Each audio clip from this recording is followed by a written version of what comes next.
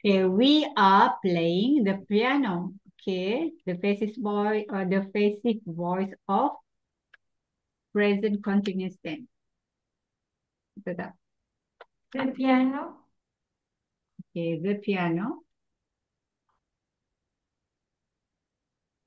is the piano is being the being p played is being played played by by us. us. Yes, correct, by us. Okay, next. The piano salah. Nah, Is is the piano the piano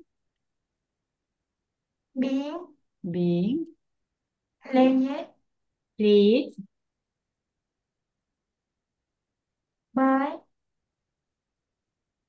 us? by us. Okay, tak ada soal, jangan lupa. Okay, dah.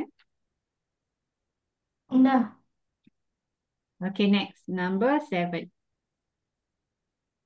What Mimi is The adding marks the marks. Okay, the marks are or is are are being being adding jadi add- added. adding Added. Okay, added by siapa? Boleh? by one One Mimi. Okay, next. Okay, change to questions. are Are the the mark marks being being added added by by one one Mimi? Tanda soal. Question marks. Okay, good. Okay, next. Number 8. they are decoration the They are canteen. decorating the canteens. Okay, mana dia menghias. Mereka sedang menghias Canteen. kantin. Okay. Macam mana nak buat passive voice of present continuous tense? The The, canteen. the canteen. Canteen. Ha? Is or are?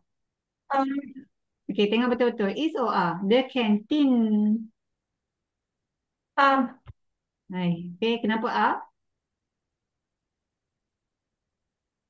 um, The canteen. Kan?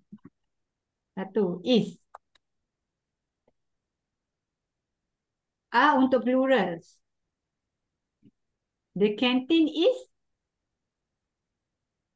being being decorating jadi decoration decorate decorated decorated. Okay, decorated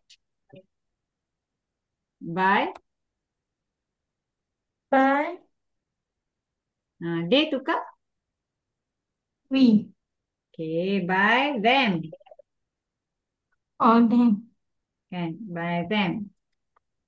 Okay, change questions. Is